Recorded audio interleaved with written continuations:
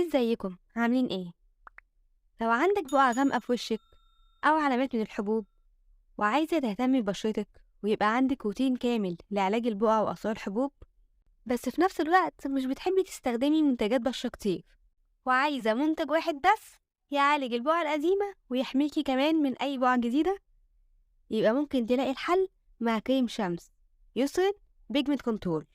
ده لأنه مش سان سكرين عادي، هو طبعا في عامل حماية من الشمس SPF 50، وبيحمي البشرة من أشعة الشمس الضارة UVA و UVB، وكمان أشعة هيفز.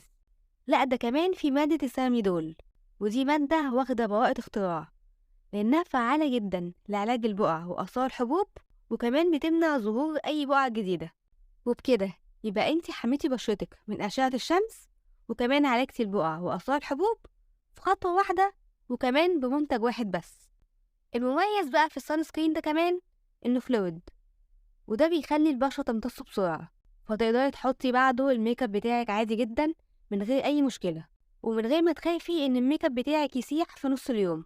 وكمان السان سكرين ده مناسب لكل أنواع البشرة، حتى البشرة الحساسة، وهتبتدي تحسي بالفرق بعد 4 أسابيع من الاستخدام. حجمه 50 ملي وسعره 645 جنيه. ولو بشرتك حساسة ومش لاقية سان سكرين مناسب ليكي، يبقى ممكن تشوفي الفيديو ده عن 2 سان سكرين من يوسرين، واحد مخصص للبشرة الحساسة الجافة، وواحد تاني مخصص للبشرة الحساسة الدهنية.